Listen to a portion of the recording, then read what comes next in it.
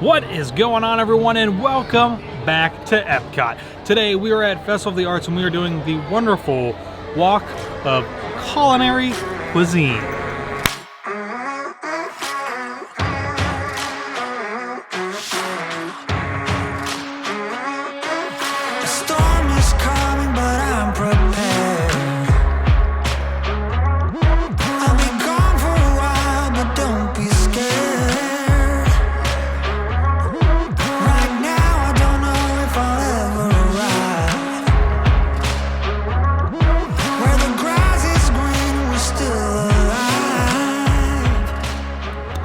So this wonderful walk of colorful cuisine is very much like any of the other kind of strolls that they have done here at either Festival of the Holidays or for Food and Wine.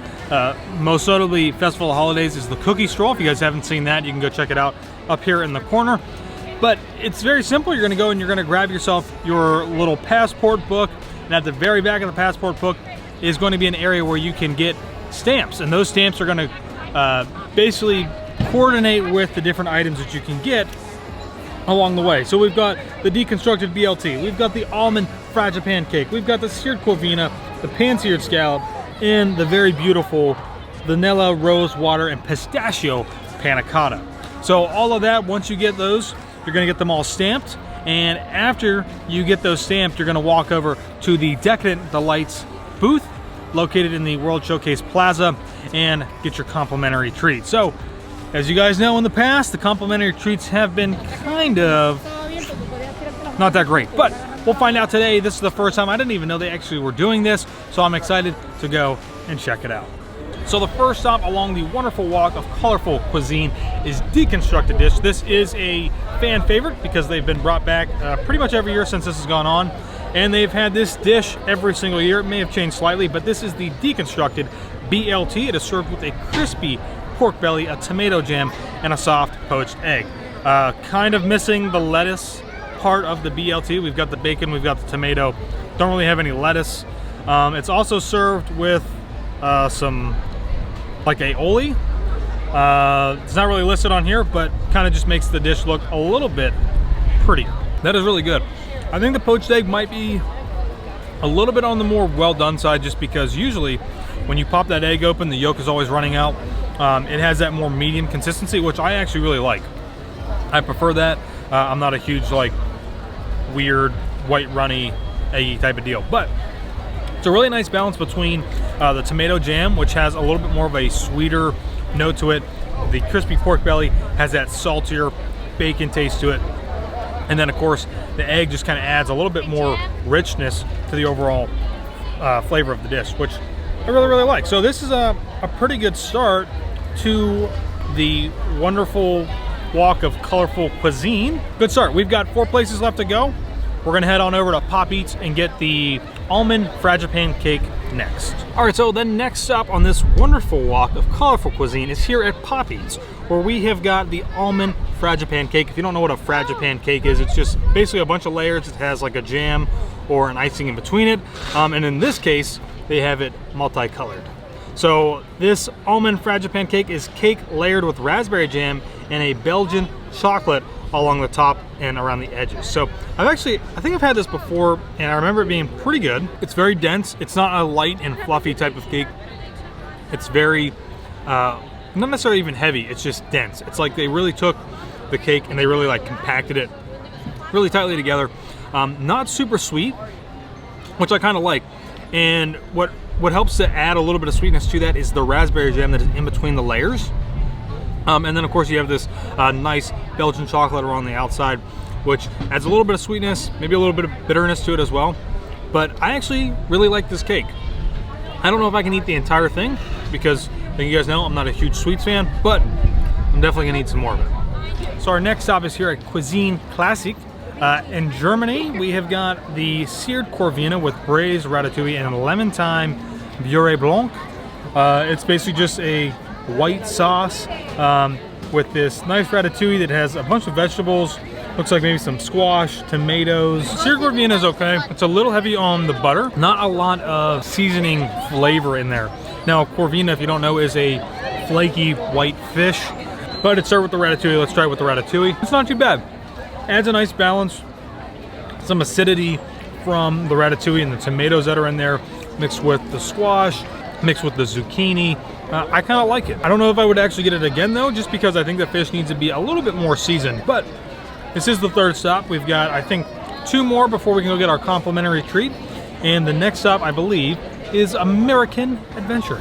All right, our next stop on this wonderful walk of colorful cuisine here at Epcot's Festival of the Arts is the PanSeared Scallop, located here at the American Adventure Pavilion.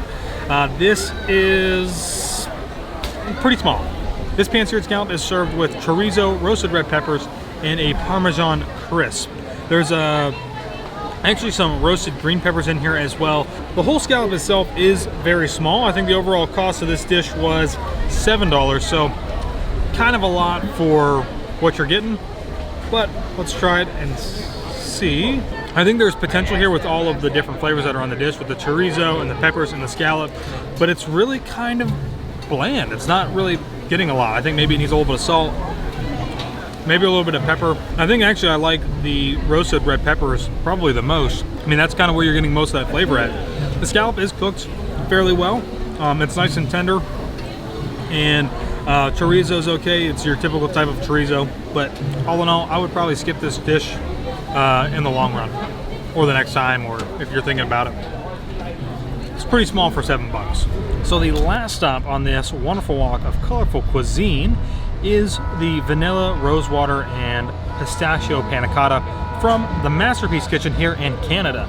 So they've got a lot of really great options here this year. This is their highlighting like main dessert, and it is a very pretty looking dessert. Definitely great for Instagram.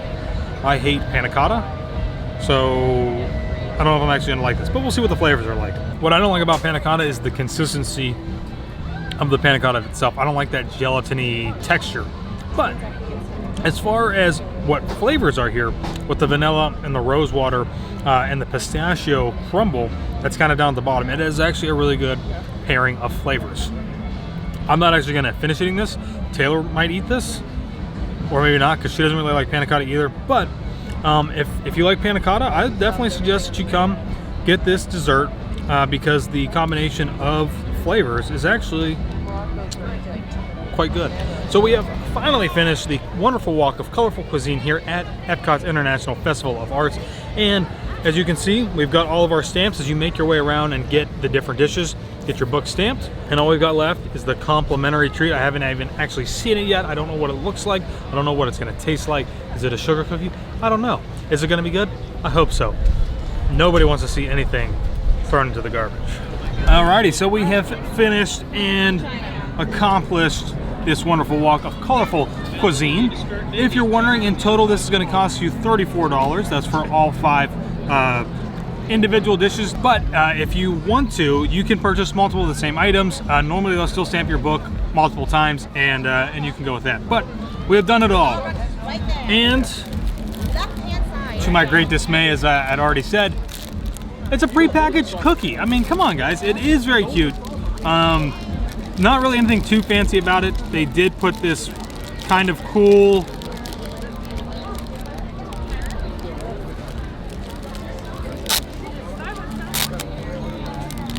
peel and stick sticker, so if you want, you can keep your own sticker. All right, so let's find out and see what this cookie is all about. This does appear to be a sugar cookie with a nice bit of icing on it. You've got the palette with all the colors.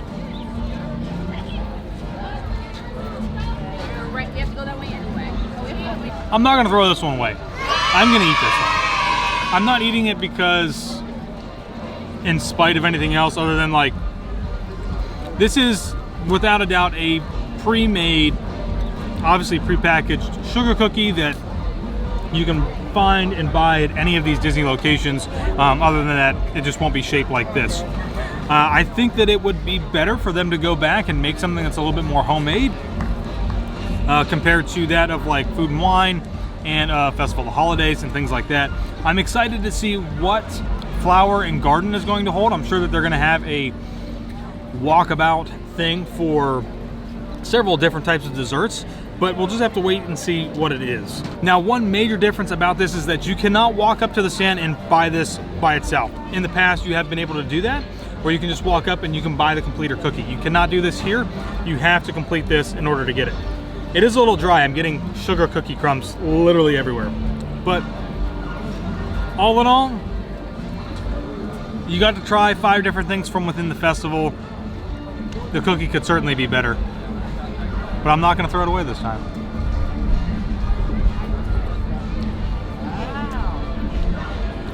So I'll see y'all in the next one.